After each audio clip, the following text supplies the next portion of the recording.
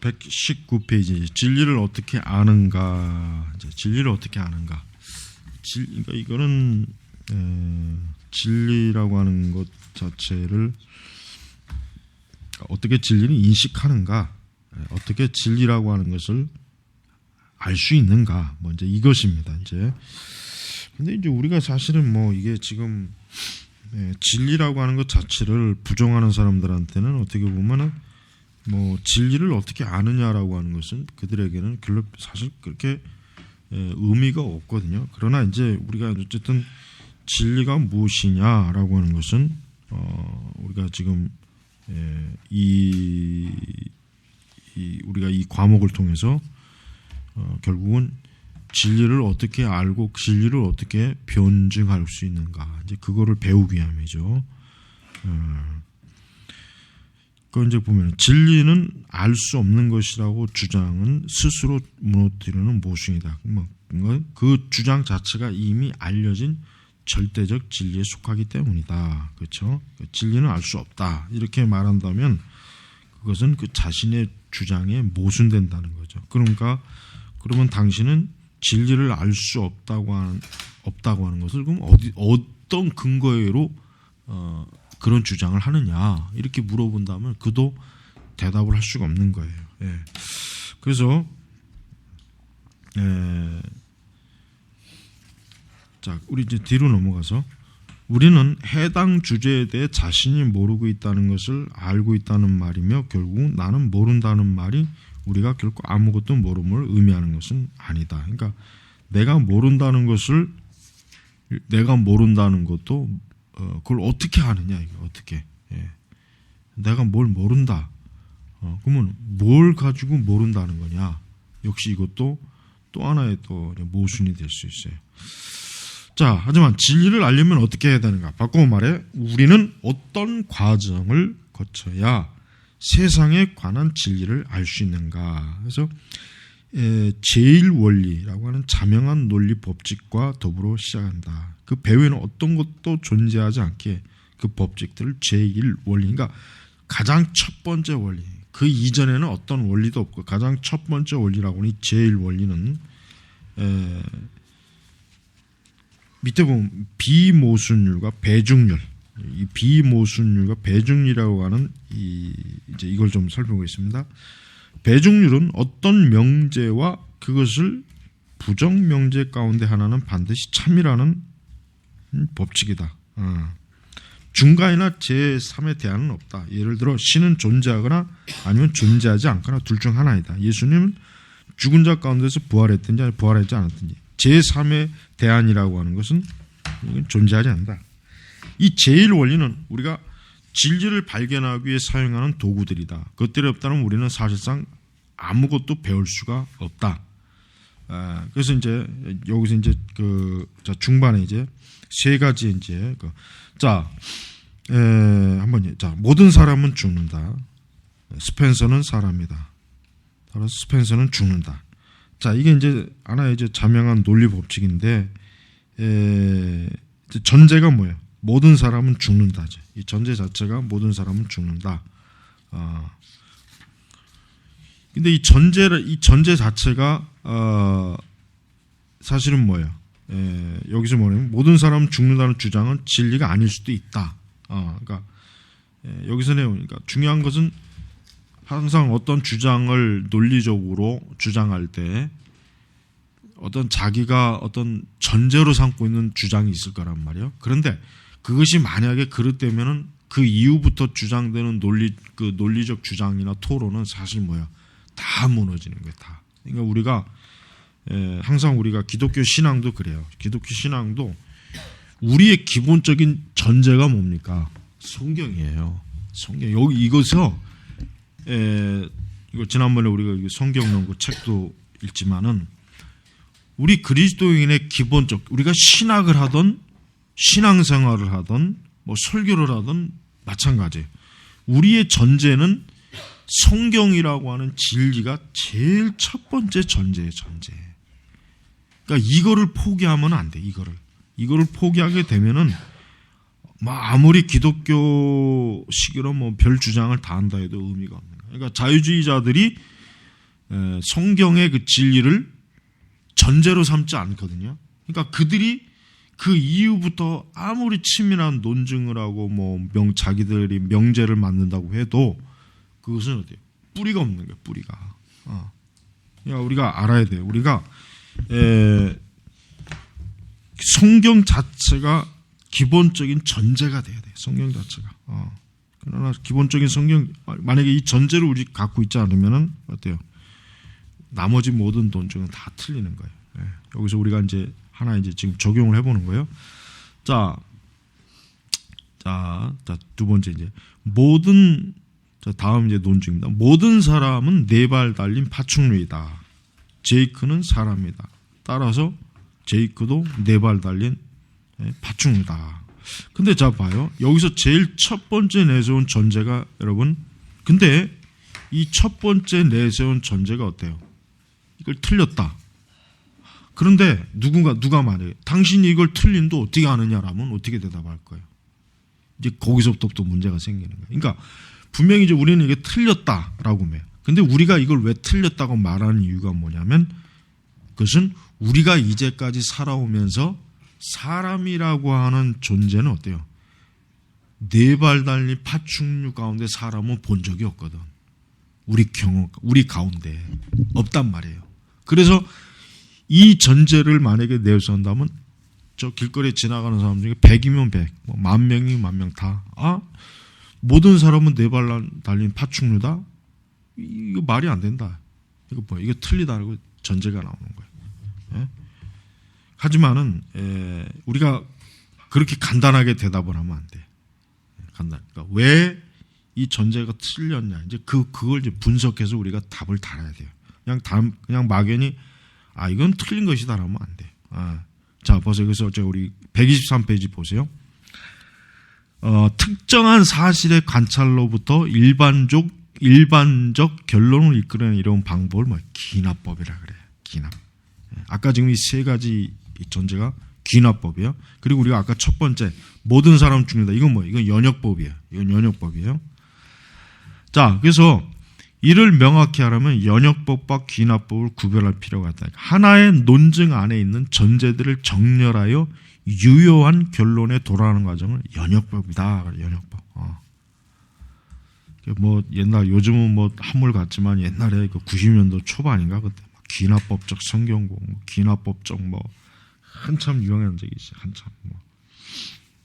근데 뭐 기납법이든 연역법이든 이건 두 개 동시에 다 사실 활용할 수 있는 거거든요. 뭐 꼭 뭐 기납법적이라고 해야 뭐 더 성경을 잘 배우거나 그런 건 아니에요. 자, 그래서 그런데 하지만 어떤 논증 안에 있는 전제가 참인지 아닌지를 발견하는 과정은 늘 뭐예요? 기납법을 필요로 한다. 그러니까 연역법이 아니라 그래서 이제 우리가 아까 얘기했죠. 기독교에서 이제 변증을 할 때 기납법을 강조하는 뭐 사람들이 많이 있는데 이제 이것 때문에 그렇죠. 이것 때문에 특정한 사실 관찰로부터 일반적 결론을 이끌어내는 방법 기납. 그러니까 모든 사람은 네 발 달린 파충류다. 이게 어떤 특정한 사실이에요. 그러면서 일반적 결론을 이끌어내는 거. 제이크는 사람이다. 그 다음에 따라서 제이크는 네 발 달린 파충류다. 이게 지금 기납법적이에요. 근데 이것이 기납법적이라고 하지만 이게 자체가 지금 맞는 게 아니란 말이에요. 다만 이제 우리가 모든 사람은 네 발 달린 파충류이다 했을 때 과연 이것이 왜 틀리냐? 이것이 왜 이 전제가 맞지 않느냐라고 하는 것을 우리가 또 다른 논증의 방식으로 이거를 또 증명을 해내야 돼. 증명을 해야 돼. 그래서 사실 123회 사실 앞서의 논증 안에 전제들이 참인지 거짓인지를 조사하기 위해 우리는 직관적으로 기납법을 사용했다. 즉 우리가 관찰한 바에 따르면 모든 사람은 두 발 달린 포유류이기 때문이다. 그러니까 그동안 우리가 알고 있는 사람들 또 우리가 이제까지 살아오면서 봤던 사람들은 다 뭐예요? 두 발 달린 사람, 두 발 달린 포유류지 파충류는 아니었다. 그러니까 이 전제를 틀리다고 우리가 분명하게 말할 수 있는 어떤 근거가 있긴 있어요. 근거가 있어요. 자, 그래서 124페이지 중반으로 오면은 그렇다면 귀납법을 통해 도출된 결론들이 절대적 확실성이 없는데도 그것을 신뢰할 수 있는가? 그러니까 귀납법을 통해서 어떠한 도출된 결론들이 절대적 확실성이 없어요. 근데 그럴 때 신뢰할 수 있는가? 물론이다. 하지만 확신의 정도는 천차만별이죠. 우리가 전에 말했듯이 어떠한 인간도 무한한 지식을 가지고 있고 못하기 때문에 우리가 귀납법을 정확하게 내린 대부분의 결론들은 잘못된 것일 수도 있다 이거죠. 그래서 그러나 이제 이게 완전하고도 한치 어림없는 정보를 가지지 못한 경우에도 우리는 종종 대부분의 삶에서 합리적인 결론을 우리는 내릴 수 있을 만큼의 정보는 그래도 다 가지고 있는 거예요. 그래서 예를 들면 모든 사람이 죽는다.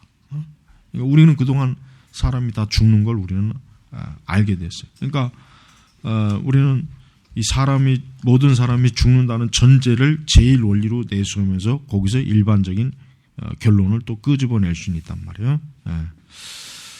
자, 이제 신에 관한 진리는 어떻게 하는가? 이제 더 어려운 이제 영역을 다 관찰과 귀납법은 신의 존재를 발견한 것과 무슨 관련이 있는가? 자, 신은 존재하는가? 이게 오늘날에도 끊임없이 올라오는 가장 난해한 어려운 질문입니다. 궁금증입니다. 신은 존재하는가? 근데 이제 신이라는 존재가 보이지 않는데 어떻게 관찰하려는 방법을 사용할 수 있는가?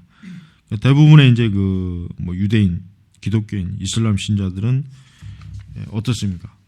눈에 보이지 않는 신을 믿죠. 그러니까 이 세 종교의 공통점은 뭡니까? 유일신을 믿으면서도 물론 그 유일신도 이제 유대교와 이슬람교의 유일신과 기독교의 유일신은 틀려요. 틀리죠. 그러나 이제 넓은 관점에서는 어쨌든 유일신을 믿는 종교인데, 그러나 이제 문제는 이 세 종교가 공통적으로 눈에 보이는 신을 만들진 않아요. 이슬람도 형상이 없잖아요. 이슬람도 형상이 없어요. 그 다음에 유대교도 마찬가지. 그 다음에 우리 기독교도. 그러니까 이 세 종교가 참 희한한 종교예요. 왜? 다른 종교는 그 외 다른 종교는 암암리에 다 어떤 형상이라는 거 있지만은 유독 이 세 종교는 어때? 형상이 없다. 그러니까 형상이 없으니까 어떻게 관찰하냐 이거. 관찰이 어떻게 할 수 있는 어떤 여지가 없어요. 그래서 우리는 어떤 이것을 감각을 통해서 정보를 얻을 수 있는 길은 우리가 없다. 없다. 그러나 우리는 눈으로 보지 못하고 감각으로 느끼지 못한다고 해서 어떤 사실에 대해서 그것이 거짓이다 이렇게 말할 수는 없어요. 왜냐하면 이 가운데 공기가 있다, 산소가 있다 이렇게 만약에 말했을 때 누군가 당신이 이걸 어떻게 하냐, 눈에 보이지도 않는데 잡히지도 않는데 하지만 어때요? 그러나 보편적인 그동안 관찰에 의해서 결국은 우리가 숨을 쉴 수 있다는 건 뭐예요? 거기에 공기, 산소가 있다는 거거든요. 그러니까 그 보편적 관찰을 어때요? 우리가 그에게 얘기를 해주는 거예요. 얘기를 해주는 거예요. 그래서 우리가 아까 그러니까 우리가 말했던 지금 이 강실 안에는 공기와 산소가 있다라고 하는 게 뭐예요? 그게 올바른 추론이다라고 이제 그렇게 이제 증명을 해줄 수 있는 거예요. 자, 그래서 127페이지 보세요. 여기에도 이제 또 이제 여러 이제 그러니까 우리가 이제 연역적 논증과 같은 모습을 띠게 될 것이다. 그러니까 우리가 귀납법, 연역법 이 두 가지를 적절하게 우리가 이제 사용할 수 있는 하나의 논증이 된다 이거죠. 자, 모든 책에는 적어도 한 명의 저자가 있다. 자, 이거를 이제 귀납법 조사에 근거한 전제예요.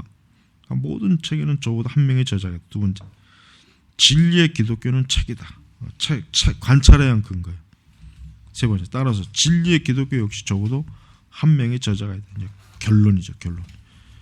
자, 연역법을 통해 우리는 이 논증이 유효할 뿐만 아니라 그 전제들이 참으로 논증 역시 진림을 알게 된다. 우리는 관찰과 기납법을 통해 검증하다. 그런데 여기 커다란 문제가 등장한다. 책이 있으려면 선지하는 인간의 지성의 존재가 필요하듯 마찬가지로 선지하는 초자연적인 지성의 존재가 필요한 것처럼 보이는 관찰 결과들이 있는가. 바꿔 말해 신의 존재를 생각하면 한다는 우리가 관찰 가능한 결과는 존재하는가. 그에 대한 그렇다. 그 첫 결과는 우주의 기원을 탐사하는 그 작업 여러 가지 이런 거. 그것이 바로 뭡니까? 이게 어떤 신의 존재에 대한 증거를 물을 수 있는 그 하나의 요소가 되는. 자, 누가 진리에 관심이 있는가? 이제 진리에 관심이 있다. 진리에. 128페이지 이제 하반절을 보면 종교와 도덕의 진리는 실제로 중요하다. 그것을 어떻게 하는가? 첫째, 사람들은 도덕의 진리가 중요하지 않다고 말하면서도 정작 누군가 자신을 도덕에 어긋나게 얘기하면 어때요? 화를 내죠, 당연히. 그렇죠? 그러니까 우리 사회가 예를 들면, 그러니까 지금 예를 들면 이제 지금 시대 사람들이 이제 도덕과 윤리를 굉장히 무시하는 시대죠. 지금 세상이라고 하는 게 이 과거에 비해서는 이 도덕과 윤리라고 하는 것은 거의 별 의미가 없는 세상이 사실은 돼버렸어요. 안타깝죠, 이게. 그렇지만 거의 대부분이 그냥 무의식적으로, 그러니까 자기도 인식하지 못하는 사이에 도덕이나 윤리를 짓밟고 사는데, 그러나 막상 자기가 그런 비도덕적, 비윤리적 그러한 대접을 어떤 그런 상황을 내가 맞이하게 되면 어때요? 사람들은 100% 누구나 다 화를 내고 기분 나빠한단 말이에요. 그러니까 이건 뭘 얘기해요? 인간에게 있어서 근본적으로 어떤 도덕적 내적 도덕적 갈급함, 도덕적 어떤 기준이 뭔가 있다는 거예요. 그러니까 도덕과 도덕적인 진리 이것을 소홀하게 여긴다고 해서 소홀하게 여기는 것 자체가 도덕적 가치가 필요 없다, 사라졌다 이렇게 얘기하기는 어려운 거란 말이에요. 자, 그래서 우리가 이제 다음 두 번째 129페이지 이제 두 번째 도덕에서 진리가 중요한 두 번째 이름은 뭡니까? 인생의 성공이 우리의 도덕적 선택에 따라 빈번하게 좌우되기 때문이다. 그렇습니다. 그러니까 우리가 어떠한 일을 할 때 비도덕적, 비윤리적, 그러니까 인간이 근본적으로 가지고 있는 그런 도덕적 내적인 그 어떤 기준에 의해서 그가 만약 행하지 않으면 어떻게 돼? 그는 분명히 비난을 받고 욕을 먹고 아주 큰 정말 참 해를 가져오죠. 예를 들면 장사하는 사람들이 바가지를 수지로 뒤집어 씌운다. 그러면은 오래 못 가죠. 사업상 거래, 돈, 결혼생활, 자녀, 우리 이런 모든 것들이 뭐예요? 다 어떤 도덕적 절대 사람들이 도덕적인 어떤 부인할 수, 아무리 이걸 없애려고 해도 없앨 수 없는 어떤 도덕적 기준이 있다는 거예요. 그거는 없애려고 어떤 법을 정한다고 해서 될 문제가 아니거든요. 자, 셋째, 우리의 이전의 도덕의 법제에 지적했듯이 모든 법은 도덕을 법제화시킨 거예요. 단 한 가지는 누구의 도덕을 법제화시키는가이다. 이에 대해 모든 법은 어떤 행위가 옳다고 선언하면 그 반대 행위는 옳지 않은 것이라고 선언한다. 바로 그것이 도덕. 하지만 낙태나 안락사 같은 쟁점에 대해 누구의 도덕을 법제해야 되는가. 그러니까 예를 들면 낙태를 찬성하는 사람도 낙태를 찬성하는 도덕적 이유가 있을 것이고, 안락사를 찬성하는 사람도 어떤 이유가 있을 거고, 반대하는 사람은 반대하는 사람대로 이유가 있을 거예요. 그러니까 서로 다 찬성하냐 반대하냐 거기에 따라서 어때요? 각자 자기 나름대로의 도덕이 있다. 도덕. 그러나 그 도덕이 과연 어떠한 도덕이 누구의 도덕이 맞느냐 하는 것은 이것도 굉장히 좀 사람들이 생각을 어렵게 만드는 거예요. 하지만요, 만일 무고한 사람을 죽이는 것이 도덕적으로 명백히 잘못이라면 그런 진리를 법제하는 게 마땅하지 않는 거예요. 마찬가지로 우리의 생명, 건강, 재정에 영향을 미칠 수 있는 공공정책에 관한 여러 쟁점들 가운데 정점들에서는 누구의 도덕을 법제해야 되는가? 우리가 법제하는 그것으로 말미암아 모든 시민의 생명자의 행복의 추구에 영향을 미친다. 미국에서 1973년에 로드 정확하게 낙태한테 미국 대법원에서 낙태를 허용하는 그 법률을 그러니까 낙태를 허용하는 그 대법원의 판결이 나왔어요. 그 이후부터 수백만 명의 그 미국의 통계에 보면은 수백만 명의 그 낙태가 이루어졌다는 것을 사실은 이제 통계적으로 나와 있습니다. 그러니까 그때 그 판사들은 어때요? 그때 판사들은 낙태를 하는 게 도덕적으로 옳다는 이런 기준을 인정한 거예요. 근데 결국 그것이 뭐예요? 많은 태아의 이 세상에 나오지도 못한 어린아이 그 태아의 생명을 어때요? 죽이는 그러한 파괴적인 결과를 나타낸 거예요. 그래서 우리는 이제 지금 시대 사람들이 이렇게 이 도덕이나 윤리에 대해서 굉장히 자기만의 주관적인 그 기준을 많이 갖고 있어요. 그러나 그렇다고 해서 우리 기독교는 그거를 따라가면 안 돼요. 왜? 아까 얘기했지만 아무리 겉으로 드러나는 표면적으로 드러날 때 표면적으로는 마치 도덕과 윤리가 다 파괴된 것 같지만 절대로 인간이 건들 수 없는 도덕과 윤리의 가장 기본적인 중심은 여전히 살아있다는 걸 알아요. 그러니까 이제 낙태 문제도 그래요.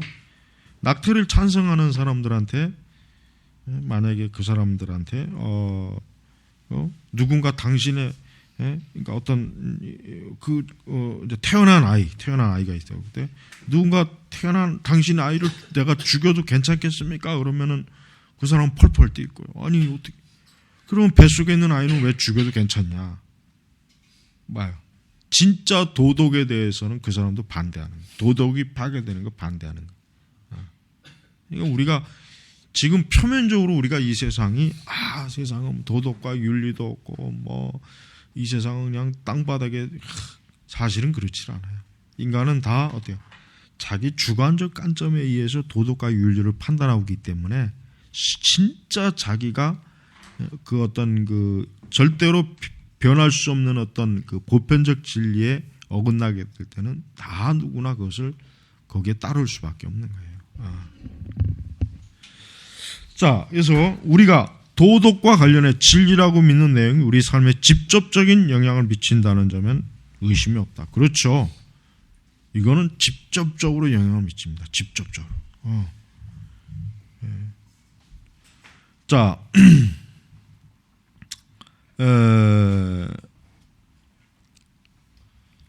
그 하반절 우리가 다른 인종이나 다른 종교적 배경의 사람들의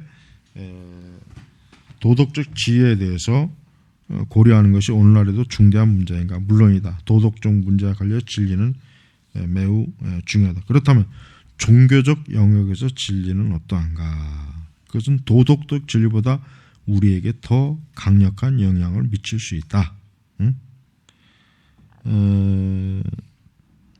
이 종교적 영역에서 진리 문제는 참 이 도덕적 진리보다 더 많은 논쟁이 있고 더 많은 그 극심한 사실은 갈등이 있어요.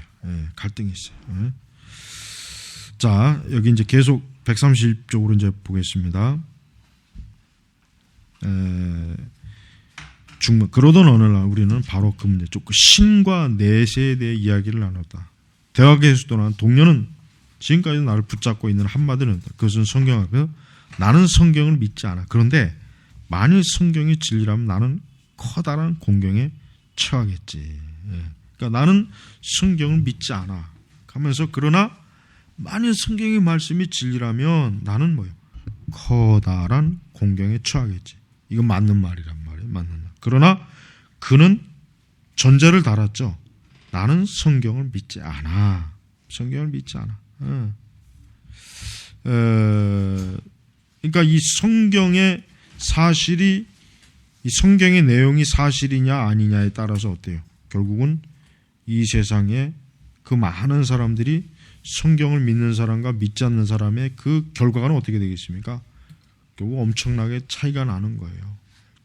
정말 영원한 심판과 저주냐, 영원한 하나님의 복락이냐라고 하는 엄청난 이 참 갈라지는 그 선이 딱 보이는 겁니다. 자, 반면 성경의 진리가 아니라면 많은 기독교인들은 뭐가 뭔지도 모른 채 시간과 돈을 낭비하고 있는 셈입니다. 심지어 어떤 경우에는 기독교의 적대적인 땅에서 기독교를 전하다가 의미 없이 죽음까지 다가오는 행위입니다. 둘 중 어느 쪽이든 종교의 진리는 중요하다. 중요한 거예요. 양쪽 다. 여러분, 세상 사람들에게는 왜 그렇습니까? 성경이 사실일 때 그들에게는 그들의 영원한 운명이 어떻게 됩니까? 영원한 멸망이야. 반대로 우리 그리스도인에게 있어서는 만약에 성경의 진리가 사실이 아닐 경우에는 우리 역시도 뭡니까? 헛된 것을 믿었기 때문에 또 역시 우리 자신도 인생을 무익하게 상관과 다를 바가 없는 거예요. 이런 중대한 결과가 나는 거예요. 그런데 우리는 이러한 그 중대한 결과에 대해서 우리가 이 진리의 문제가 바로 이래서 걸리는 거예요. 사실 뭐 다 종교도 마찬가지죠. 우리가 이제 알아야 될 게 있어요. 우리가 기독교가 참이라고 하는 것만큼 여러분 다 종교인들도 어때요? 자기가 믿는 종교가 참이라고 거의 생각을 해요. 그러니까 그 종교를 믿는 거예요. 그러니까 우리만 믿음이 있다고 생각하면 착각이에요. 물론 우리의 믿음이라고 하는 건 하나님의 성령에서 주신 신적 참된 믿음이지만 다른 종교를 갖고 있는 사람도 역시 뭡니까?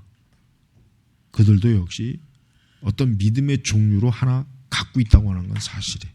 그러니까 우리는 그 믿음이라고 하는 것이 이렇게 또 어떤 한 가지 기준을 봤을 때도 또 이렇게 갈라질 수도 있다. 이렇게. 자, 만일 무신론자의 신앙이 참이라면 현세권 모든 곳에서 내세 어떤 결과가 있을리 만무함으로 우리가 필요로 하는 것을 얻기 위해서 차라리 거짓말하거나 사기를 치거나 절도를 저지르는 것이 나을지도 모른다. 그러니까 무신론의 신앙이 참되다 하면 어때요? 무신론적인 삶의 방식을 살아도 어때요? 아무 이상이 없죠. 아무 이상이 없죠. 자, 이제 영혼이라는 관점. 현세와 영혼. 현세와 영혼. 이슬람 사람들은 성전. 그러니까 비이슬람 사람들과 싸우다 죽는 것을 저들은 성전이라고 하죠. 성전. 그러니까 그들이 받은 종교 교육에 따라서 생각하고 말하고 먹다 보니까 그러한 참 우리가 생각하기에는 이슬람은 정말 그냥 유대교와 기독교를 짝짓기 한 종교인데, 그러나 그들로서는 그 자체가 자기들에게는 유일한 생명이 되는 종교란 말이에요. 유일한 생명이 되는 종교. 그래서 저들에게 있어서는 자기들의 진리가 우리 기독교인들이 믿는 진리만큼은 어때요? 굉장히 절대적으로 그거를 중요하게 여기했어요. 자, 이렇게 우리는 이 진리, 이 종교 문화에서 이 진리라고 하는 것이 결국 굉장히 뭡니까? 다양한 면에서 우리 사회에서 어때요? 이게 다 걸리게 돼 있어요. 다 걸리고 이해관계도 걸리고 사실 그럽니다. 그래서 우리가 이런 종교라고 하는 것이 얼마나 종교적 진리 또 도덕적 진리라고 하는 것이 얼마나 이게 쉽지 않은 간단하지 않은 일이라고 하는 것을 우리가 알아야 됩니다. 113페이지 좀 중간에 보면 테레사 수녀는 힌두교 문화에 젖어 사는 많은 사람들의 종교적 믿음의 의문을 제기함으로 인도의 상황을 개선하는 데 기여했다. 근데 그렇지 않죠. 이 책에서 좀 유일한 흠이라면 이거예요. 테레사 수녀는 그런 적이 없어요. 테레사 수녀는 힌두교인이 오건 뭐 무슬림이 오건 개종을 권유한 적이 없습니다. 오히려 그 종교를 더 잘 믿으라고 했어요, 그 사람. 그러니까 우리는 물론 이제 그 자신은 뭐 이제 카톨릭적인 원리로 이제 그 일을 하지만, 그러나 테레사 수녀는 절대로 뭡니까? 자기 자신을 그러니까 힌두교든 뭐 무슬림이든 이런 사람들에게 기독교의 그러니까 자기가 믿는 천주교, 그러니까 그걸 그 종교를 버려라, 개종을 해라 이러고 한 사람은 아니에요. 한 사람이. 여기 지금 이 책에는 요게 조금 좀 잘못 나와 있어요. 요 부분이 있어서 조심해야 돼요. 자, 그래서 참 진리란 뭐예요? 그것이 종교와 도덕에 관련된 것이 하더라도 오늘 우리 삶에 지대한 영향을 미치고 있으며 영혼과 관련해서 마찬가지다. 영혼 관련해서 마찬가지다. 자, 우리 이제 요약을 좀 한번 해보고, 그래 이제 다음 과로 이제 바로 이제 좀 넘어가죠. 자, 사람들은 종종 부모, 친구, 어린 시절 믿었던 종교 또는 문화로부터 자신들의 믿음을 획득한다. 때로는 단순히 그들의 느낌을 근거로 믿기도 한다. 그런데 믿음이 진실할 수도 있지만 진실하지 않을 수도 있다. 합리적이면서도 확실한 담보하는 유일한 방법의 증거를 가지고 그 믿음을 검증하는 것이다. 또한 논리학과 과학, 발견된 올바른 철학 원리를 사용함으로써 그 믿음을 심사할 수 있다. 여기서 이제 말하는 것은 그 믿음이라고 하는 것을 과연 어떠한 관점에서 그것이 옳은 믿음이냐, 그런 믿음이냐, 이런 것들을 지금 생각해 보는 건데, 하지만 이 믿음이라고 하는 것은 때때로 우리가 합리적이고 또 논리적이고 과학적이고 또 이성적인 원리에 의해서도 우리의 믿음을 변증할 수 있어요. 그리고 잘못된 믿음을 갖고 있는 사람들에게 그들이 갖고 있는 믿음이 잘못되었다라고 우리는 사실 얘기할 수 있습니다. 또 얘기할 수 있어야 돼. 그래야 우리 기독교의 복음을 전할 거 아니겠어요? 두 번째, 논리학에서 서로 반대되는 것은 동시에 동일한 의미에서 진리가 될 수 없다. 나는 그러니까 논리의 실체는 일부분이에요. 따라서 이 사실은 미국, 인도를 떠나 전 세계도 마찬가지다. 그렇습니다. 논리적인 것은 뭐 논리적인 게 뭐 우리나라에서는 논리적인데 저쪽 가서는 비논리적이다. 이건 아니죠. 거의 대부분 그럴 일은 없습니다. 자, 로든 언어 전술을 사용함으로써 우리는 휴미 회의론에 대하여 회의를 품은 사람이 아니라는 것을 알 수 있고, 칸트가 불가지론에 대해서 불가지론자가 아니라는 점도 알 수 있다. 그러므로 그들의 견해는 스스로 무너뜨리는 모순이더니처럼 뿐이다. 신에 대한 진리를 아는 것은 가능한 일이다. 그러니까 칸트나 흉 같은 사람들인 그들의 자신들의 견해가 사실은 그들 스스로 알지 못하는 만큼 모순적이다. 이거 모순. 이들은 다 칸트도 불가지론자고 흉도 회의적인 그 마음을 생각하고 있고 있는데 그 가운데서 나온 그들의 생각 체계라는 자체도 사실은 별 쓸모가 없다. 별 쓸모가 없다. 그러니까 하나님에 대한 진리를 아는 것은 불가능하다. 이렇게 보면 됩니다. 신에 대한 많은 진리는 신이 창조해낸 결과들을 통해 알 수 있으며 우리는 그 결과물들을 관찰할 수 있다. 많은 관찰법을 통해 우리는 신의 존재와 본성에 대한 합리적 결론을 이끌어낼 수 있다. 이거 연역법, 기납법, 연역법. 종교와 도덕에 있어서 진리는 일시적일 것뿐만 아니라 심지어 영원한 것들에 영향을 미친다. 그러므로 무관심과 무지는 치명적일 수 있다. 우리는 모르는 것, 우리가 알려고 하는 것이 우리에게 해를 입힐 수 있다. 그렇다면 왜 무언가를 믿어야 하는가? 자신의 믿음을 뒷받침하는 증거를 갖고 있기 때문에 그 믿음은 결과를 따르기 때문이다. 사람들이 왜 무언가를 믿으려고 하는가? 무언가를 믿지 않으려고 하는 것보다는 무언가를 믿으려고 하는가 하는 그 2장에 우리가 여러 다양한 글들을 우리가 보았습니다. 그래서 이걸 통해서 기독교를 좀 더 바르게 변증하는 데 좋은 도구가 되었습니다. 자, 3장 태초에 거대한 서지가 있었다. 자, 이제 3장하고 7장에서 다룰 내용이 지금 여기 잠깐 앞에 지금 조금 몇 가지는 이제 요약이 돼서 지금 나와 있죠. 자, 뭐 실체에 관한 우리 간의 진리를 알 수 있는가? 참의 반대신 거짓이다. 그다음에 유실론에서 말하는 유일신이 존재한다는 것은 참이다. 이를 입증하는 증거는 뭐 우주론, 목적론, 판매론, 그다음에 도덕에 따른 이론. 신의 존재한다면 신은 기적은 가능하다. 그러니까 신이 이 신이 참된 신이라고 하는 전제와 가정 속에 기적은 가능하죠. 진짜 그렇죠. 신이 있다면 기적은 가능하다. 자, 기적은 신의 말씀을 확증하기 위해 사용할 수 있다. 자, 6번.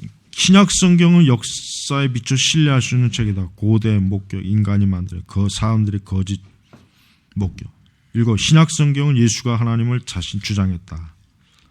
8번째. 자신이 하나님을 주장하는 예수의 말씀, 신실함을 입증하는 줄. 자신에 대한 예언, 죄 없는 그의 상하, 자신의 예언의 그 부활. 자, 예수는 곧 하나님이시다. 예수가 가르치는 그 어떤 것도 참이다. 예수님은 성경이 하나님이라고 가르쳤다. 지금 요 3장에서 7장까지 이제 이 책에서 이제 변증할 목록입니다. 자, 3장. 1916년 알버트 아인슈타인은 그 자신의 그 상대성 이론을 지금 이제 발표했죠. 그래서 이제 정말 이것으로 인해서 이제 20세기의 우주 개발과 20세기의 어떤 과학적 혁명 발전에 엄청난 영향을 끼쳤습니다. 자, 그러나 이제 아인슈타인 자체는 사실은 뭐 하나님을 믿는 사람은 아니었죠. 아인슈타인 자체는 엄밀히 얘기하면 무신론자입니다. 유대인이면서 아인슈타인은 신에 대해서 사실은 뭐 잘 모르겠다. 뭐 그렇게 크게 뭐 신을 부정한 것도 아니지만 그렇다고 신을 더더군다나 인격적 신을 인정한 그런 그 내용은 사실은 없습니다. 그래서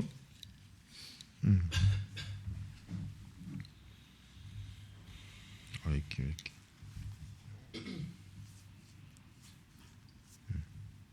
자, 계속 가겠습니다.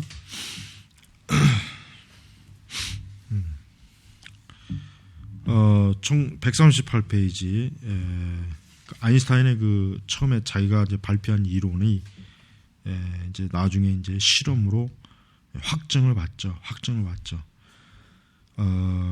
그러면서 이제 그가 이제 그때 일로 인해서 그가 나중에 남긴 그 하나의 그 메모의 글, 철학적으로는 자연의 현존 질서에 어떤 시작이 있다는 관념은 나에게 썩 유쾌하지 않다. 나는 정말이지 빠져나갈 구멍을 찾고 싶다. 그러니까 아인슈타인은 우리가 보통 과학적 그러니까 우주 물리학에 대한 그 아주 그 이론 물리학자죠.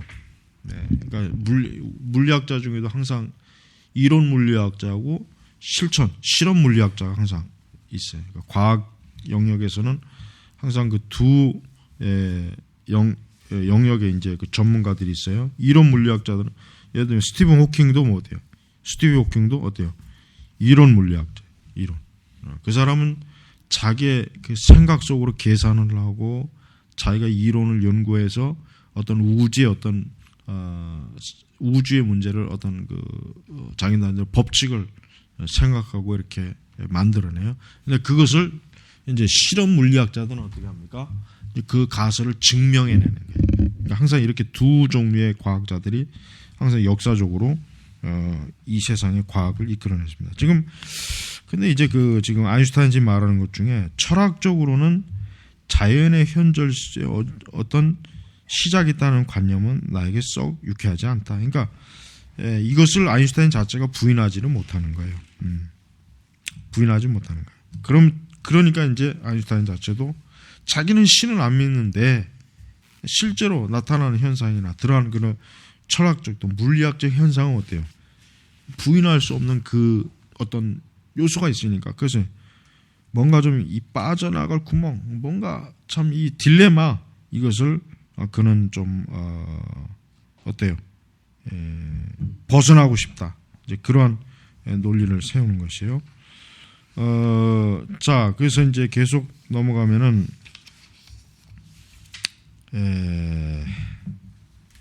자, 우리 140의 위에 보면 아인슈타인이 뭡니까? 아인슈타인은 스스로 범실론적고말고 신은 우주라는 생각을 믿는다고 말했지만, 그가 창조와 신의 생각을 언급한 사실은 그가 인격적인 신의 존재를 염두에 두고 있음을 잘 말했죠. 또한 일반 상대성 이론이 당황스러운 것일 수도 있지만 오늘날 그 이론은 인격적인 신의 존재를 가장 강력히 뒷받침하는 일련한 증거들로 가득하다. 그러니까 이 이론은 인격적인 신의 존재를 증명하는 가장 오래된 형태의 논증 가운데 하나다. 그러니까 정작 자신은 사실 범실론 또 뭐 무신론, 그러니까 어떤 인격적인 하나님 자체를 믿지 않았대요. 그러나 실제로 그가 발견하는 그런 물리학 법칙들이 뭡니까? 하나님의 존재를 어떻게 보면 증명해주는 하나의 법칙으로서 가능하다. 이제 굉장히 큰, 그러니까 아인슈타인 자체가, 내가 볼 때는 아인슈타인 자체가 자기의 그 이론이 분명히 어떤 절대자를 증명할 수 있는 그런 이론이라는 걸 알고 있었던 것 같아요. 그러면서도 아인슈타인은 그거를 아까 말한 것처럼 별로 좋게 기쁘게 여기지 않은 거예요. 그래서 아인슈타인의 생애는 그 좀 뭐라 그럴까, 그의 말년이 조금 우울하게 끝났어요. 우울하게. 그 말년이 전기문에 보면은, 자 잠깐 쉬고 있는데, 우주론에 비추본 논증이란 우주의 시작부터 나온 논증 말한다. 만일 우주에서 시작이 있다면 그 우주는 어떤 원인을 갖고 있는가? 우리가 지금 이제 물리학뿐만 아니라 이제 그 기본적인 그 철학의 그 원리 중에는 이제 우주론적 논증은 항상 제일 첫 번째 나와요. 제일 첫 번째. 왜냐하면 옛날 고대 사람들도 이 우주에 대한 인식을 갖고 있었어요. 왜냐하면 옛날 사람들이, 옛날 그 고대 철학자들이 어디서부터 시작했냐면 하늘의 별을 보는 것부터 시작했거든요. 하늘의 별을 보면서 철학이 사실 거기서부터 시작한 거죠. 하늘의 별을 보면서 저 별이 무엇이냐, 그러면 우리가 살고 있는 여기는 무엇이냐, 또 별의 주기, 천체, 별의 움직임, 사실 그 철학이 사실 거기서부터 기원한 거예요, 사실은. 그러다 보니까, 자, 첫 번째 이제 시작이 있는 곳에, 시작이 있는 모든 것에는 원인이 있다. 두 번째, 우주에는 시작이 있다. 따라서 세 번째 뭐예요? 우주에는 어떤 원인이 있다. 자, 우리가 이 세 가지의 기본적 논증을 볼 때, 자, 어떤 논증이 참여되려면 그 논증은 논리적으로 유효할 뿐만 아니라 그 논증 전제들이 참여해야 한다. 위의 우주론적 논증은 유효하지만 전제들이 이제 참인지를 한번 살펴보자. 첫 번째, 시작이 있는 모든 것에는 원인이 있다는 과학의 근본 원리인 인과율. 어떤 원인이 없는 것은 어때요? 어떤 열매가 없다. 원인이 없는 발생, 원인이 없는 현상, 원인이 없는 결과물은 없다. 이게 이제 인과율이란 말이에요. 인과율이 없는, 즉 과학은 불가능하다. 그렇죠. 근데 과학이 시작할 수 있었던 가장 근본적인 그 이유는 뭡니까? 근본적인 그 아주 좋은 자료가 뭐냐? 어떤 원인. 근데 그 제일 원인을 옛날에는 하나님이라고 봤거든요. 하나님. 근대 과학자들은 적어도 신앙을 가진 사람들이 상당히 많았기 때문에 제일 원인은 창조주 하나님입니다. 그러니까 그들에게 있어서는 인과율은 너무나 확실한 거예요. 왜? 하나님이 만들었다. 하나님이 시작했다. 그러니까 하나님이 별을 만들었다. 하나님이 지구를 만들었다. 하나님이 사람을 만들었다. 하나님이 태양을 만들었다. 그러나 오늘날 과학자들은 어떻습니까? 첫 번째 인과율이 없어요. 그러니까 어때요? 진화론도 사실은 첫 번째 어떤 원인, 제일 첫 번째 어떤 기본적 전제가 사실은 힘이 없다고 봐야 돼요. 없다고 봐요. 그렇다면은 과학이나 뭘 하기가 더 수월한 게 아니라 더 어려워지는 거예요.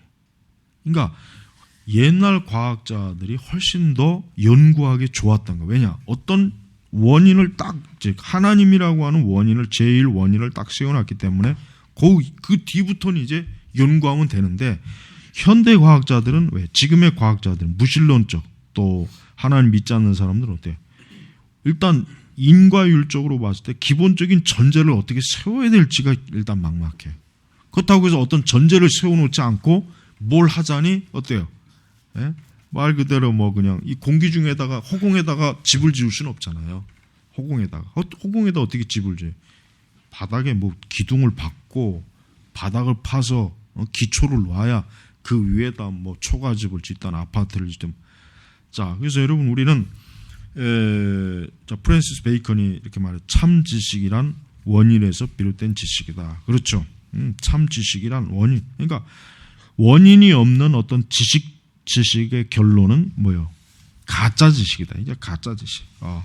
바꿔 말하면 과학은 원인들을 탐색한다. 그것이 과학자들이 하는 일이며 그들은 어떤 원인이 어떤 결과를 낳았는지 발견하기 위해 애를 쓴다. 그러니까 과학자들의 가장 기본적인 의무는 모든 어떤 물질, 사물, 우주 그들이 어떤 수학에서도 수학적 제일 원리를 항상 중요하게 여긴단 말이에요. 그러니까 그런 원리를 찾음으로 말미암아 어때요?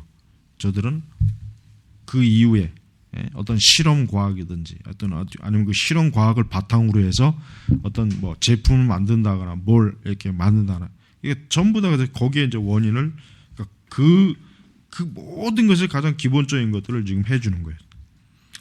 자, 그래서 맨 밑에 이제 데이비드 흉조차도 인과율을 부인할 수 없었다. 그렇죠. 누구도 사실 인과율을 부인하고서 뭘 시작한다는 것은 허공에서 뭘 하겠다는 거나 다를 바가 없기 때문에 그들 스스로도 전혀 이거는 이성적으로도 맞지 않는 걸 알죠. 그래서 자, 원인도 없이 어떤 일이 일어날 수 있다는 식의 터무니없는 명제를 나는 결코 주장한 적이 없다. 그렇죠. 원인도 없이.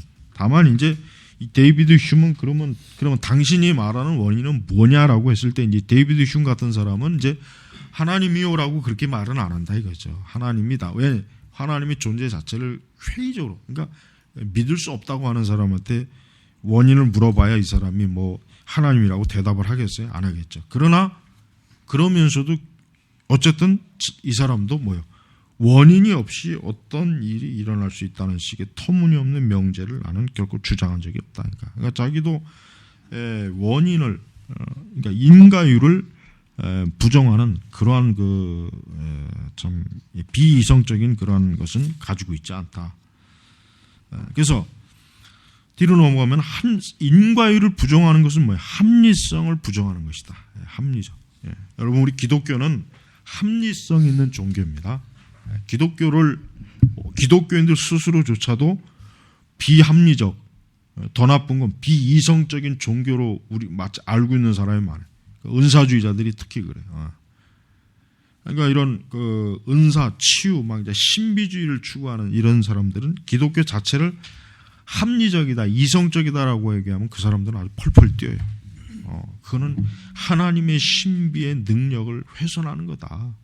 하나님의 인간이 알 수 없는 초자연적인 하나님 안의 영역, 하나님 안의 우리에게 인간에게 줄 수 있는 신비한 영적인 것을 어때요? 굉장히 쇠퇴시키는 거다. 근데 사실은 그렇지 않습니다. 기독교는 지극히 합리적이에요. 그러니까 우리가 항상 신학을 공부할 때도 그래요. 우리가 하나님의 초자연적인 그 하나님의 영적 그 실체를 우리가 중요하게 여기면서도 중요한 거는 우리가 합리적인 이성을 바탕으로 우리가 연구하고 우리가 거기에 기대해야지 비합리적인 전제를 가지고 출발하면 안 돼. 그게 바로 이제 순복음이 되는 거예요. 그게 이제 운사주의가 되는 거란 말이에요. 그게. 그러니까 개혁신학은요, 굉장히 이성적이고 합리적인, 우선 칼빈 자체가 어때요? 합리적인 사람이에요. 칼빈은 지극히 합리적인 사람. 그의 주석이나 그의 설교를 읽어보면은 굉장히 합리적인 전제를 가지고 성경을 해석하고 설교를 한단 말이에요. 주석도 그렇고. 그러면서도 어때요? 하나님의 초자연적인 능력. 그러니까 인간이 감히 알 수 없는 하나님의 초자연적인 그거를 칼빈이 또 얼마나 또 굉장히 중요하게 여긴다고요. 그러니까 여러분, 기독교가 지금 우리 시대 왜 이렇게 사람들한테 이렇게 좀 불신을 받는 이유가 뭐냐면은 기독교가 합리성을 부정했기 때문에 그래요. 합리성을. 이게 정말 큰 치명. 이게 다 누구의 책임입니까? 오순절 은사주의 책임이란 말이에요. 그러니까 교회들이 은사주의적인 형태로 이렇게 변화됨에 따라 교회가 점점 비합리적으로 자꾸 이상해야 돼요. 목사들도 미쳐요. 목사들도 비합리적인 인간이 돼버려요. 이게. 그러니까 세상 사람들이 목사를 정상적으로 안 보는 거예요. 뻔뻔스럽고 앞뒤 말도 안 맞고 얼굴에 철판 깔고 지가 한 말도 지가 스스로 부정하고 목사들이 이러놓으니까 세상에서는 비합리적으로 보는 거예요. 그러면 성경 그들이 설교하는 거나 성경도 비합리적으로 보겠죠. 그러면 지금 사람들은 비합리적인 것은 그 사람들은 아예 인정을 안 해요. 그건 가치를 아예 존재 자체를 인정을 안 한다면. 왜? 지금은 이 과학주의 시대이기 때문에. 그러니까 기독교가 왜 안 먹히느냐? 기독교가 왜 자꾸 사람들한테 비웃음을 당하는 이유가 뭐냐? 이거. 자꾸 비합리적인 걸 계속 끌고 가니까 그런 거예요. 그러니까 하나님은 우리에게 비합리적인 믿음을 가지라고 한 적은 없어요. 우리에게. 왜?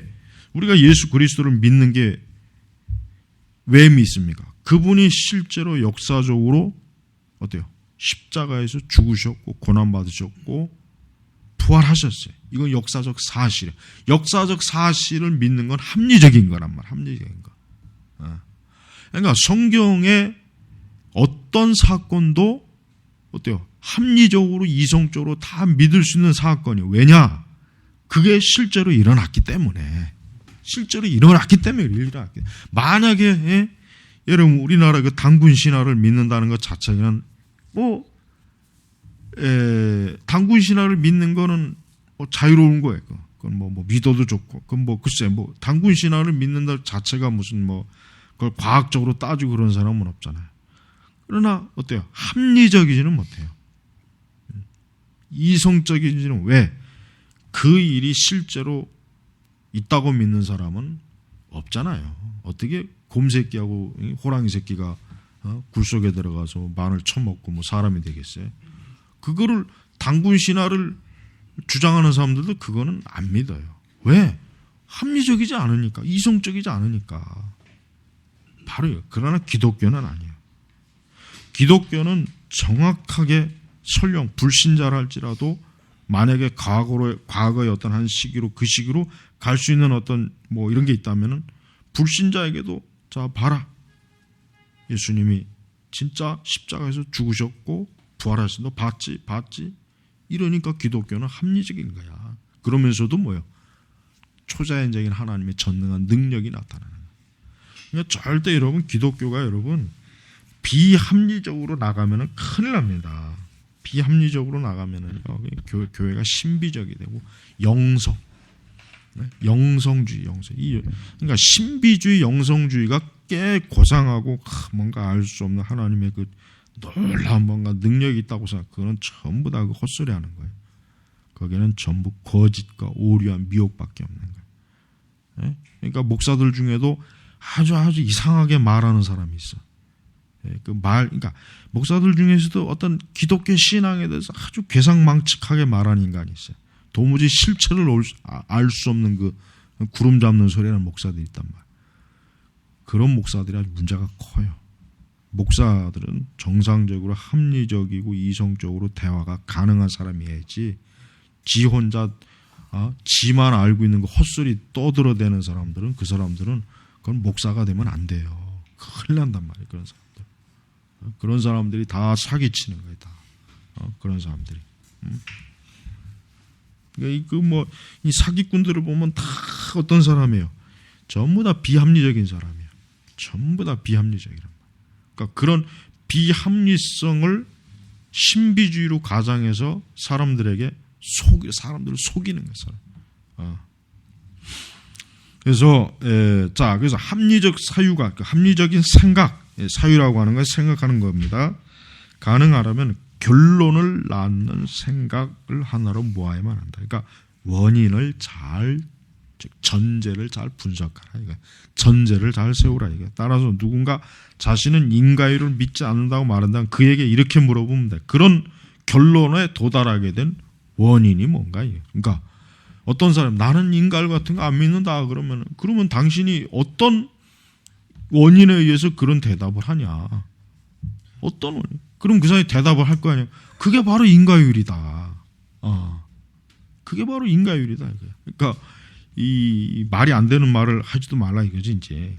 자, 인과율은 잘 입증됐을 뿐만 아니라 부정할 수 없는 것이므로 전제일은 참이다. 아까 전제일이 뭐예요? 시작이 있는 모든 것은 원인이 있다. 그렇죠. 이건 참이다. 이건 참으로 결론이 나는 거예요. 이제 결론. 그다음에 이제 두 번째 전제는 그럼 또 뭐예요? 두 번째 전제. 자, 일단은 첫 번째 전제가 옳았기 때문에 두 번째 전제도 일단은 옳을 수 있다는 우리가 예상을 할 수 있어요. 그러나 역시 또 살펴봐야 첫 번째 전제가 옳아도 두 번째 전제가 틀릴 수도 있어요. 그러니까 두 번째는 뭡니까? 우주는 시작이 있는가? 여기 우주에는 시작이 있다. 이거는 과학자들이 이제까지 어때요? 특히 빅뱅 이론. 빅뱅 이론은 현대 우주 물리학에서 하여튼 현재까지는 가장 하여튼 최신 이론이에요. 최신 이론. 그래서 뭐요? 우주에는 시작이 있는가? 만일 우주의 시작이라는 것이 없다면 어떤 원인도 필요치 않다. 그렇죠. 만약에 이제 전제 1을 이렇게 세워놓고 우주에는 시작이 없다 그러면 어떻게? 1번 전제와 2번 전제가 이게 충돌해 버려요. 그러면 어느 게 맞냐 이거예요. 그러니까 이거는 뭐예요? 논증이 될 수가 없는 거예요. 논증이 될 수가 없다고. 그래서 우리는 우주에는 어떤 시작 원인이 있다. 이렇게 우리가 이 두 번째 전제도 우리는 옳다고 여겨야 돼요. 자, 아인슈타인이 등장할 무렵까지 무신론자들은 이 우주가 시작도 끝도 없이 영원하며 따라서 어떤 원인도 필요 없다는 자신들의 믿음 덕택에 마음 편히 지낼 수 있었다. 그러나 아인슈타인의 등장 이후 이 우주에 어떤 출발점이 있었음을 합리적인 의심조차 배제하고 입증하고 있는 과학적 증거가 5가지 유형이나 발견되었다. 그 출발점을 요즘 과학자들은 빅뱅이라고 부른다. 빅뱅의 증거는 머리 글자를 따라 이루어져 단어, 서지, 큰 물결, 파동, 그걸 얘기한다 해서 태초에 거대한 서지가 있다니까 태초에 거대한 어떤 파동 얘기했어요. 그게 이제 이 SURG 이게 이제 아까 이제 여기 이제 보여 이제 5가지의 이제 이게 나오는 거 이제 이제 어떤 두 번째는 우주의 팽창, 그 다음에 이제 외우기 쉽게 이제 이렇게 우리 칼빈주의 5대결이 튤립으로 이렇게 하는 것처럼 머리 글자 탄 것처럼 좀 이렇게 해놨어요. 그 다음에 R, 빅뱅, 이제 복사선. 그래서 자 연력학 제2법칙 여러분 이건 혹시 이제 고등학교나 이제 이렇게 물리학 시간에 아마 배웠을 거예요. 연력학 제2법칙은 머리글자를 따서 S를 가리킨다. 연력학은 물질과 에너지를 연구하는 학문이들며 그 중에서 특히 제2법칙 우주의 가용 에너지가 고갈되어 있음을 말하고 있다. 흘러가는 매 순간 우주 안에 남은 한정된 가용 에너지 총량은 점점 줄어들고 있으며 유력한 광 언젠가는 이 우주 전체의 에너지가 마침내 고갈돼서 어때요? 우주가 종말을 맞게 될 것이라는 결론을 제시해요. 여러분 저 태양이 그러잖아요. 저 태양이 뭐 과학자들이 뭐 앞으로 뭐 몇만 년 뒤에 꺼진다. 그 과학자들 그런 얘기 하잖아요. 몇만 년, 그러니까 태양이 영원하지 않다는 건 사실인데요. 일단 저게 영원하지 않다는 거. 왜? 저 태양도 어느 시점에 분명히 생겨났을 거예요. 그렇죠? 그러고 난 다음에 어때요? 지금 저 태양 계속 타고 있어요. 그럼 저게 언제까지 타겠냐? 영원히 타겠냐? 아니에요. 그래서 과학자들도 뭐 1만 년 뒤다, 뭐 얼마 뒤다. 그때는 이제 태양이 결국은 식어져서 결국 나중에 죽음벌이 돼. 그러면 태양이 식어지면 어떻게 됩니까? 이 지구는 똑같이 망하는 거죠. 태양계 안에서 이 태양이 없으면은 다른 그 어떤 별보다 지구 자체는 어때요? 이 태양이 없는 순간 이 지구 자체는 완전히 어때요? 튕겨 나가죠. 저 태양이 열이 빛이 없어지면 이 지구 자체가 완전히 다 죽어버려. 생물 자체가 딱 멈춰버린다. 모든 게 다. 저 태양이 있기 때문에 지금 그러니까 저 태양은 결국 하나님 만드신 거지만 자 그래서 이런 그 결국 우주도 지금 이 갖고 있는 이 에너지가 계속해서 어때요? 감소되고 우주도 이 에너지가 어때요? 지금 사라지고 있는 그런 때 사라지고 있는 때. 자 그래서 이 우주의 에너지의 총량은 일정하다. 그러니까 연력학자 1법칙은 이제 우주의 에너지 총량은 일정하다. 다른 말로 하면 이 우주에는 한정된 에너지의 양을 갖고 있다. 그러니까 하나님께서 세상을 창조하실 때, 우주를 창조할 때, 그때 이후로 지금까지 어때요? 처음에 하나님께서 일정한 어떤 우주의 에너지를 딱 꽉 채워놨다가 어때요? 서서히 그 에너지가 계속 방출되는 거예요. 계속해서 지금 사라지고 에너지가 계속 지금 없어지는 거예요. 그러니까 우주 자체가 영원히 존재하지 않는다는 건 이 제 1법칙에 의해서도 증명이 됩니다. 자 그리고 계속 이제 하반절에 이 우주는 그러니까 자 하지만 아직은 여전히 시동은 걸려 있다. 그런 것을 보면 이 우주는 어느 때인지 모르나 영원히 하는 어느 특정 시점에서 시작한 것이 틀림없다. 이 우주는 어때요? 시작도 끝도 없이 영원한 것이 아니라 어떤 출발점을 갖고 있다. 진화론자들은 이런 그 어떤 출발점을 갖고 있다는 것 자체도 그들은 인정을 안 해요. 진화론 대다수의 진화론자들은 그러나 이제 혹 출발점을 인정한다고 하더라도 그들은 기독교에 대해서 이제 성경이 하나님이다 뭐 이런 거는 아예 그는 고려하지도 않습니다. 아예 그런 거는 고려하지도 않아요. 또 다른 방식으로 또 궤변을 또 떤단 말이에요. 자 우주에 대해 생각해 볼 수 있는 또 하나의 방법은 손전등이다. 만일 손전등을 밤새 켜놓으면 어떻게 돼요? 결국 배터리가 다 소진돼서 없어지죠. 자 결국 우주도 어떻게 해요? 우주가 지금 계속해서 어때요? 이 에너지가 계속 지금 소진되고 계속 소진되는 거예요. 그것이 그 시작도 끝도 없이 영원을 의미하지는 않습니다. 이 우주가 시작도 끝도 없이 영원하던 지금쯤 우주 안의 배터리는 수명이 다했을 것이기 때문에 그다음에 연력학자 2법칙 엔트로피의 법칙으로도 알려진 이는 자연이 사물들을 무질서에 빠뜨리는 경향이 있을 말입니다. 즉 시간이 흐르면서 사물은 자연스럽게 해체된다. 자동차, 집, 우리 몸도 해체된다. 만약 우주가 점점 더 질서가 없는 상태에 간다면 원래 질서는 어디에서 유래한 것일까? 로버트 제스트로는 이 우주를 태엽이 감겨있는 시계에 비유한다. 그래서 만약 시계 태엽이 다 풀리면 누군가 그것을 다시 감아야 할 것이라면 틀림없다. 그러니까 제 연력법 제2 법칙을 갖고 있는 이런 측면은 뭐예요? 이 우주가 어떤 시작점을 갖고 있기 때문에 계속해서 여전히 어떤 질서가 남아서 지금도 이 질서를 계속해서 유지하고 있는 거예요. 유지하고 있는 거예요.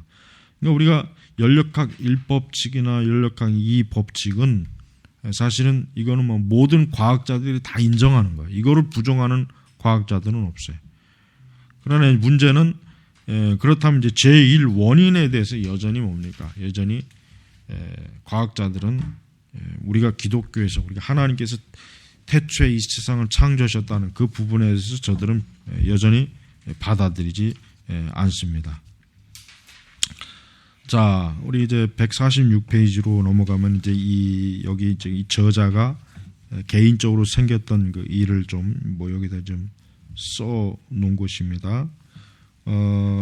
이제 이 보면은 중간에 보면 이제 만일 물질이 영원한 것이라면 교수님은 연력학제의 이 법칙을 어떻게 설명할 건가요? 내가 교수에게 물었다. 그는 이렇게 돼요. 모든 법칙은 예외가 있기 마련입니다. 그리고 이것이 연력학 제2법칙의 예외도 해당되겠죠. 자, 모든 법칙에 예외가 있다고 추정하는 것이 과연 훌륭한 과학인지 물어보는 것으로 그에게 웅수할 수도 있어. 그의 대답은 도무지 과학적이지 않은 데다가 심지어 스스로 무너뜨리는 모순 덩어리에 불과한 것처럼. 그러면 모든 법칙은 예외가 있다는 법칙도 예외가 있겠군요. 그렇죠? 그러니까 모든 지금 이 사람이 먼저 일단 비과학적인 태도로 지금 답을 했으니까 역시 동일하게 뭐예요? 그러면은 그 모든 법칙에 예외가 있다는 것도 역시 예외가 있겠지 않느냐? 그러니까 모순된 그의 모순을 지적할 만한 질문이 되었던 거예요. 그러니까 모든 법칙에 예외가 있다는 법칙에도 예외가 있다면 예외력학 제2법칙이야말로 그것에 해당될 것이다. 하지만 나는 제2법칙의 예외성에 지적하기보다 교수의 유물론 신앙에 대해 물어보기로 했다. 그는 뭐예요? 만일 모든 것이 물질이라면 과학이론이라는 것은 도대체 무엇입니까? 라고 해요. 모든 것이 물질이라고 말하는 그 이론은 정작 물질이 아니거든요. 그 이론에는 것이 분자 구성물이 아니잖아요. 조금 더 주저없이 그가 빈정대서 대답했다. 이론이라는 곧 마법이에요. 마법이요. 그러니까 내 귀로 들은 말이 믿기지 않았죠. 뭐 이제 과학자가 어떻게 마법이라? 그러니까 그렇게 말씀하는 근거가 뭡니까? 신앙입니다. 그 재빨리 되세요. 마법에 대한 신앙이라. 나는 속으로 내가 들은 말을 도무지 믿을 수가 없네. 마법에 대한 신앙이 유물론자가 내놓을 수 있는 최선의 대답이라면 나는 유물론자가 될 만한 신앙을 갖고 있지 못한 셈이라고. 이제 계속 이런 궤변적인 답에 이제 이 저자가 아주 참 어이없어 하는 거예요. 어이없어. 그러니까 이 교수는 짧은 순간이나마 자신의 속내를 가감없이 드러냈다. 그는 자신이 연력학 제2법칙의 압도적인 증거에 대응할 수 없기 때문에 아예 자신의 입장이 어떤 증거나 합리적 사유에 근거하지 않고 그냥 마법이다. 어떤 예외적인 법칙이 있다. 이런 어떤 참 궤변으로 자신의 그 얼토당토하는 무신론적 신앙을 그저 드러낸 것뿐이에요. 드러낸 것밖에 없는 거예요. 이 사람에게도 이 사람이 가지고 있는 이것도 결국은 뭐예요? 결국은 신앙이죠. 무신론 신앙. 하나님이 제일 원인이라고 하는 것을 무시하는 신앙.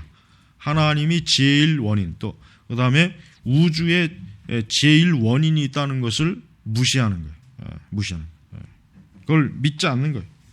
그래서 여기서 말하잖아. 그가 한 가지 오는 것이 있다면 그가 신앙을 갖고 있다는 거다. 역시. 실제로 그는 자연계에서 가장 견고한 법칙을 가감히 어때요?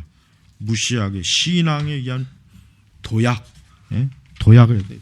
그러니까 키엘케고르가 말한 게 있잖아요. 키엘케고르가 기독교에 대해서 말한 게 뭐예요? 기독교 신앙이라고 하는 것은 믿음의 도약이다. 근데 꽤 그게 멋있는 말 같지만 실제로 뭡니까? 키엘케고르가 엄밀히 얘기하면은 그는 성경이나 하나님 말씀을 자기의 이성이나 철학적 감정으로 믿기가 어려우니까 그냥 건너뛰고 무조건 믿자. 건너뛰고 무조건. 그러나 그게 기독교 신앙이 아니에요. 또 어떤 헛소리하는 목사들은 또 키엘케고르의 믿음의 도약이니 뭐니 해가면서 우리는 하나님을 뭐 믿어야 된다, 뭐 어쩌고 저쩌고. 그러니까 그게 무식한 거예요. 그 말이 뭔 뜻인 줄도 모르고 그 말을 막 써낸단 말이에요. 말을 그냥 막 사용한단 말이에요. 그러니까 키엘케고르는 우리가 말하는 믿음이 아니란 말이에요. 우리는 명확한 객관적 진리를 믿는 믿음을 가지고 믿는 거지만 키엘케고르는 뭐예요? 자기는 객관적인 진리를 믿지 않고 모르겠다. 그러니까 그냥 건너뛰자. 이것저것 생각하지 말고 그냥 훌쩍 개구리가 그냥 훌쩍 건너뛰듯 뛰어서 그냥 하나님 무조건 믿자. 그게 믿음이다. 그건 믿음이 아니야. 그건 성경에서 말하는 믿음이 아니야. 그러니까 키엘케고르 같은 헛소리하는 인간의 그 책을 자꾸 읽고 그러니까 키엘케고르가 당대 자기가 태어난 그 시대 굉장히 기독교가 막 그냥 뭐 좀 죽은 정통의 시대고 뭐 굉장히 그 기독교가 좀 아주 뭐라 그럴까 정상적이지는 못했어요. 그러니까 이제 키엘케고르가 이제 왜 이럴까? 왜 이렇게 신앙이 왜 이 모양 이 지경일까? 막 굉장히 막 자기 나름대로 철학적으로 막 고민을 해보고 막 그래서 이제 그의 책을 뭐 즐겨 읽는 사람도 있던데 별로 뭐 쓸모 있는 말 없어요. 그러니까 그냥 우리가 그런 건 그냥 그냥 자기 어떤 그 쓰잘데없는 쓰레기 같은 신학을 한 사람이 있다. 이 정도로만 알면 돼. 이 정도로만. 그런 사람들을 굉장히 뭐 추앙하는 그 목회자들, 신학자들도 그런 글을 이게 쓰더라고요. 그래서 참 이게 말에 이게 일단 어떤 근거도 없는 말에 자꾸 이게 넘어가는 거예요. 그러기 있고 어리석은 그 잘못된 거죠. 자, 그래서 우리는 이런 연력학제의 법칙 또 우리가 이런 그 우주의 전제 원리 이런 부분에 대해서 우리 기독교가 사실은 뭡니까? 명확한 근거를 가지고 우리가 하나님을 믿고 진리를 믿는 것 이게 우리의 기독교 신앙입니다. 자, 오늘은 여기서 마치고